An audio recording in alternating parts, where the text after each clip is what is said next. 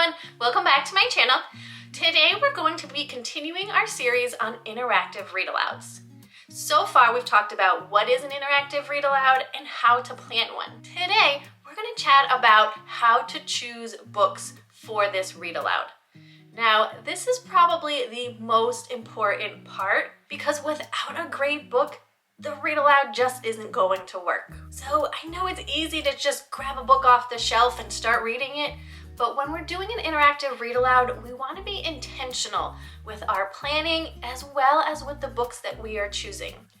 We don't want to waste time with books that are only slightly appealing to our students or have boring illustrations or have no important ideas to help us teach different concepts. And as I've mentioned before, interactive read-alouds can be used to teach all subject areas: science, social studies, reading, writing, and my favorite, social emotional learning. So by intentionally choosing books for the strategies that you want to teach, you are actually saving yourself time.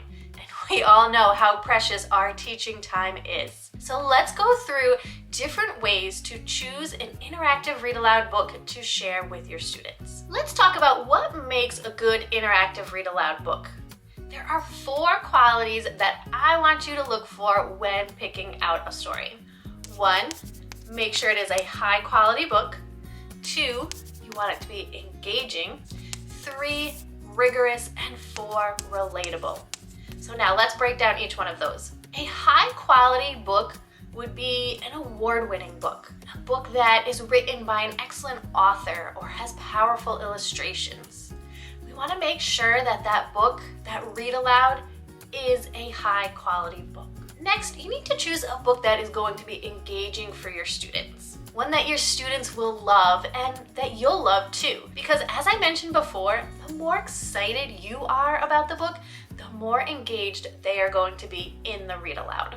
So think about what your students are interested in, what topics they like, want to learn more about. Who are some of their favorite authors? What are some topics that they find fascinating or think that are funny or exciting?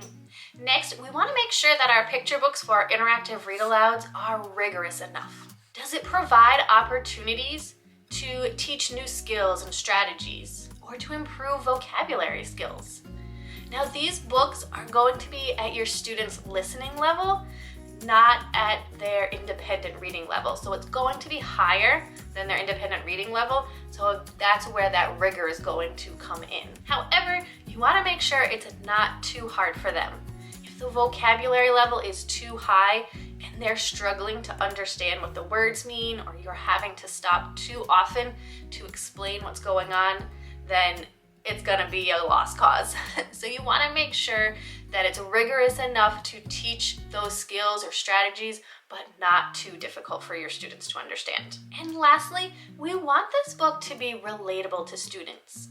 We want them to be able to relate it to their own lives and be able to make connections with the story as they read. And in the same way, we wanna make sure that the book provides mirrors and windows for our students. What I mean by that is a mirror that reflects their own life. It's similar to their identities, their experiences, and even their motivations. Whereas a picture book that is a window for students, it gives them insight to the experiences of kids who have identities that are different than them. Both of these are very important when choosing a read-aloud book for your students. And ensuring that you have a variety of characters, cultures, socioeconomic status in the books that you read will really provide those mirrors and windows for your students and make the books relatable for everyone in your class. Now, as you're looking for books to use for your interactive read-alouds, there are a few questions to consider as you're picking one out. So think about the purpose of your read-aloud.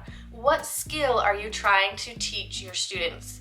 Different books lend themselves to different skills, so making sure you have the right one is really important. Also, what are my students' interests? What are they interested in learning more about, or what do they enjoy talking about in class? Similarly, will this book activate my students' background knowledge? Will they be able to connect to the story? Because that's important in helping students learn more and develop those skills and strategies. Does the book build on previous books that you've shared, that you've read aloud in the classroom? Will students be able to see the connection between the stories? And importantly, do you enjoy the book? Again, when you are enjoying it and you're excited about it, your students' engagement will be that much greater. So those are just a few questions to think about as you're choosing a book for your interactive read aloud. So as I mentioned, selecting books for your interactive read aloud is a crucial step in the planning process. And if you go back to our video on how to plan an interactive read aloud, I'll leave it linked here as well as in the description box down below.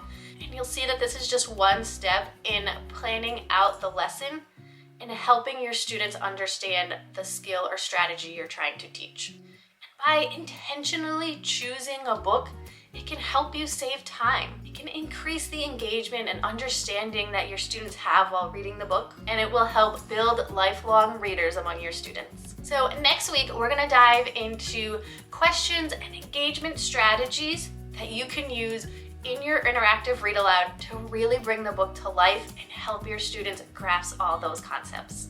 I can't wait to start talking about it more with you. If this video was helpful for you, give it a thumbs up and hit that red subscribe button down below. Because not only will I be back next Thursday with a new interactive read aloud video, I'll also be sharing videos on my normal time, Sunday nights, and I'll be sharing read aloud tips and book ideas that you can use in your classroom right away. Have a great week.